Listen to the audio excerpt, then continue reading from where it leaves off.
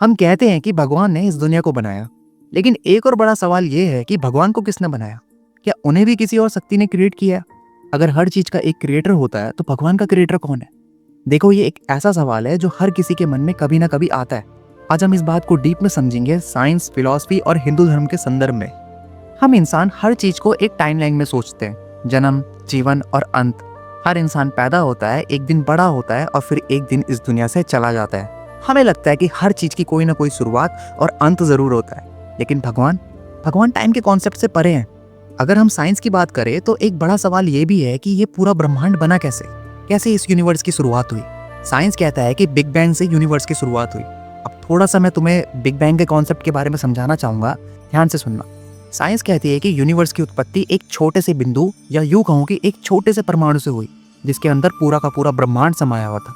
एक बहुत बड़े धमाके के बाद वो बिंदु फट जाता है और हमारे यूनिवर्स की उत्पत्ति होती है। लेकिन अब सवाल ये है कि बिग बैंग से पहले क्या था, ये अभी तक किसी को नहीं पता। क्वांटम फिजिक्स में ये माना जाता है कि स्पेस और टाइम एक इल्यूजन हो सकते हैं। मतलब जिस तरीके से हम चीजों को उनके शुरुआत और अंत की नजर से देखते हैं, क्या पता वो सिर्फ हमारी सोच की लिमिटेशंस हो। अगर बिग बैंग का भी कोई रीजन है तो वो रीजन क्या है?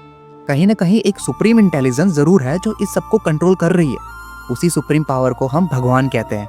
हिंदू धर्म में कहा गया है कि भगवान अनादि, यानी कि उनका कोई आरंभ, या यूं कहूं कि उनकी कोई शुरुआत ही नहीं है, और वह अनंत है, यानी कि उनका कोई अंत भी नहीं है। भगवद गीता में श्री कृष्ण कहते हैं, ना मैं जन्म लेता हूँ ना मैं मरता हूँ, मैं सदा से हूँ और मैं सदा रहूंगा। इसका मतलब ये है कि भगवान को किसी ने नहीं बनाया, बल्कि वो हमेशा से थे और रहेंगे। हम हर चीज को कॉज एंड इफेक्ट, कारण और उसके परिणाम के रूल से देखते हैं।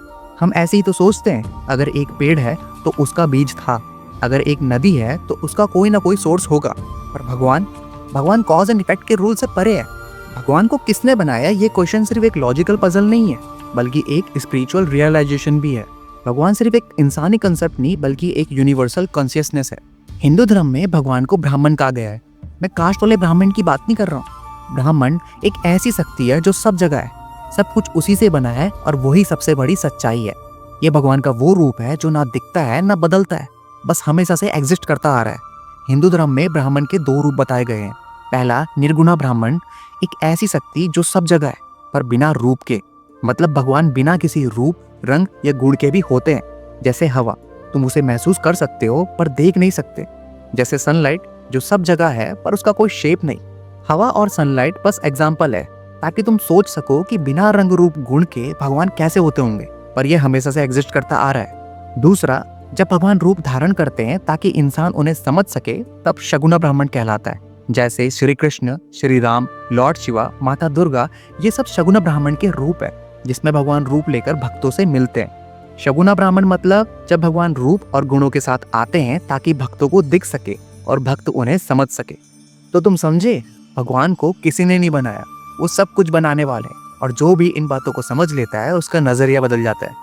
भगवद गीता के अनुसार जो इंसान भगवान की शक्ति को समझ लेता है और उनकी शरण में आ जाता है, उसकी जिंदगी से डर, स्ट्रेस और दुख खत्म हो जाता है। तो जब कोई आपसे पूछे भगवान को किसने बनाया, तो इसका जवाब यही है कि भगवान को किसी ने नहीं बनाया। उनका कोई क्रिएटर नहीं है, क्योंकि वो टाइम और स्पेस के बाहर है। वो हमेशा से थे, हैं और रहेंगे। तो अब मुझे बताओ, क्या तुम भगवान को सिर्फ एक सोच की तरह देख रहे हो या एक अनंत सत्य की तरह? Let me know in the comment section. और होप करता हूँ तुम्हें वीडियो पसंद आई हो। फिर मिलते हैं नेक्स्ट वीडियो के साथ। जय श्री हरि।